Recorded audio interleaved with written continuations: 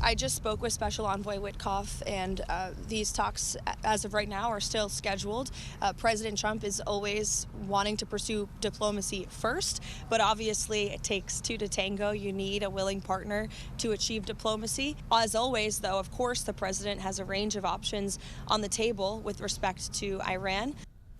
Right now, the White House and the Pentagon on high alert as Iran's military attempts to target Americans in the Middle East escalate right now. The latest comes just days before a critical meeting to discuss what's next for the collapsing Iranian regime. And thanks for joining us. I'm Jan Jeffcoat. It is Wednesday, February 4th. And this morning, the world's largest state sponsor of terrorism is putting negotiations with the U.S. in jeopardy. It's the latest sign of growing desperation from Iran as the regime struggles to hold on to power.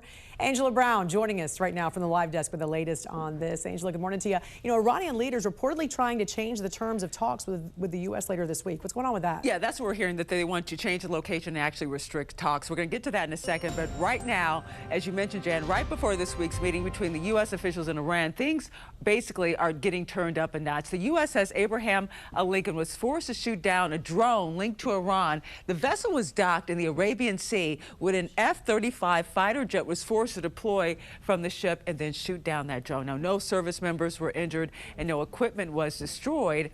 The War Department says their top priority with Iran remains diplomacy at this point, but that could quickly change. Iran will not have nuclear weapons capabilities, and so they can either negotiate on that front or we have other options. That's why the War Department exists. He doesn't want to go that route.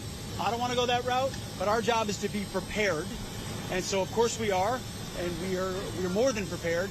And we're also following this morning new developments for Iran as a meeting with U.S. leaders approaches this week. Iranian leaders are pushing to change the location of that meeting, exclude regional partners, and limit discussions on its nuclear program. The original meeting had been set to take place in Turkey, but now Iran wants to move it to the nation of Oman. President Trump said as of last night, they're still negotiating with Iran, but no changes have been announced. The meeting is slated to take place on Friday. We're watching the very latest on this developing story here at the live desk. Angela, thank you. The U.S. Navy also on alert, monitoring for additional attacks by Iran after its military tried to seize a U.S.-flagged oil tanker. Yesterday, Iranian gunboats in the Strait of Hormuz approached and unsuccessfully tried to board the tanker before a U.S. Navy destroyer arrived. The U.S. tanker did not stop and is now being escorted by the U.S. military. I'm national correspondent Kayla Gaskins in Washington. President Trump is again turning up the pressure on Iran, pushing for a nuclear deal as the U.S. continues a major military buildup in the Middle East.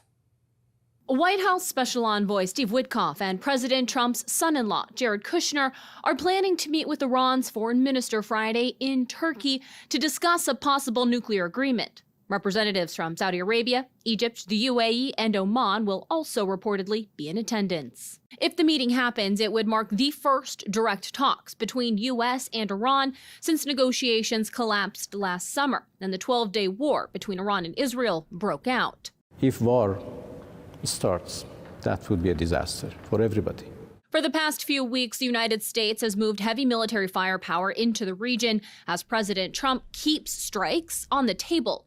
Iran's Supreme Leader Ayatollah Ali Khamenei is warning any U.S. attack would trigger a regional war, to which Trump responded. Hopefully we'll make a deal. If we don't make a deal, then we'll find out whether or not he was right. President Trump says they've given Iran a deadline to make a deal. On Monday, a spokesperson for Iran's foreign minister speaking out against the U.S. military buildup.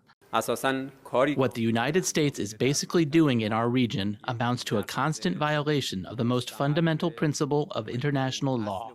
Reports emerging Monday that Iran's leadership is concerned U.S. military strikes could reignite protests inside the country. Demonstrators upset over Iran's economic crisis filled the streets across the country last month until a brutal government crackdown left thousands dead. Last week, Reuters reported re-energizing protesters to facilitate the conditions for a regime change is the main reason President Trump is weighing military strikes. Special Envoy Steve Witkoff is set to meet with Israeli Prime Minister Benjamin Netanyahu on Tuesday amid these heightened tensions with Iran. In Washington, I'm Kayla Gaskins. Nuclear talks between the U.S. and Iran are reportedly set for later this week. This comes after months of anti-government protests happening across Iran and thousands killed in the process. Let's go to Emma Withrow from the Fact Check team. Are there specific estimates that you found on the death toll among protesters yet? Because the numbers that I have seen vary depending really on who you ask. Yeah, it's so difficult to get confirmed information out of Iran right now. But the Human Rights Activist News Agency, which is a U.S.-based advocacy organization for rights in Iran, reports there's been around 6,800 deaths confirmed and around 11,200 under investigation still. So this has been super difficult to track down because the Iranian government basically blacked out the internet connection, which limits communications internally and then obviously restricts people from the outside of the country from easily figuring out what's been going on and what the confirmed totals are. And I'm sure, you know, with a military strike, one of the president's goals has got to be to get protesters back on the streets to overthrow the government. It sounds like on paper, though, nuclear negotiations, that seems to be a logical first step. That's what I'm understanding, and that's what analysts are talking about. So the Atlantic Council, they released an analysis this week that highlights a pretty key political disconnect here. They talked about the fact that talking to Iran diplomatically right after its brutal massacre of protesters could be seen by many inside the country as a disappointment or even abandonment, kind of, especially when President Trump himself encouraged these protesters to keep protesting. But at the same time, Trump's been clear that negotiations are better than starting a new war and has warned that, quote unquote, bad things could happen if a deal isn't reached. So this is happening while the U.S. is also sending a large fleet of U.S. military vessels towards Iran. So we'll have to wait and see how these diplomatic efforts play out. That's a good point, though. Emma, thank you. Thanks. And for more on this Fact Check team topic, including links to their sources, scan the QR code or visit thenationaldesk.com. Mark, new this morning, a meeting officially on the books between the White House and Iranian negotiators in an effort to reach a nuclear and peace agreement. On Friday, Special Envoy Steve Witkoff and Jared Kushner are set to hold talks with Iran's foreign minister in Istanbul. It's going to mark the first direct talks between the U.S. and Iran after negotiations collapsed during the 12-day war, which ended with U.S. forces destroying Iran's nuclear facilities. Well, I can't tell you what I'm going to do because right now, you know, we have a tremendous force going there, just like we did in Venezuela, even bigger. And they'll be there soon. And I'd like to see a deal negotiated. I don't know that that's going to happen, but I mean, if I knew, I wouldn't be able to. I wouldn't tell you. I'd be very foolish if I would tell you. But right now, we're talking to them. We're talking to Iran, and if we could work something out, that'd be great. And if we can't. Good evening, and thank you for joining us. I'm Didi Gatton, and tonight the White House says talks between the U.S. and Iranian officials are still planned for Friday after the U.S. military had to take action. Ryan Smith joins us at the live desk with how this incident unfolded in the Arabian Sea. Ryan? Yeah, Didi, this latest incident here shows us that the tensions are really ramping up across the region. U.S. Central Command saying the U.S. shot down that Iranian drone flying aggressively toward a Navy aircraft carrier with, quote, unclear intent. The USS Abraham Lincoln was positioned approximately 500 miles from Iran's southern coastline. And according to CENTCOM tonight, quote, an F-35 stealth fighter jet from Abraham Lincoln shot down that Iranian drone in self-defense and to protect the aircraft carrier and personnel on board. Only hours later, we learned 2 gunboats from Iran's Revolutionary Guard approached a U.S. commercial tanker, threatening to board and seize that vessel.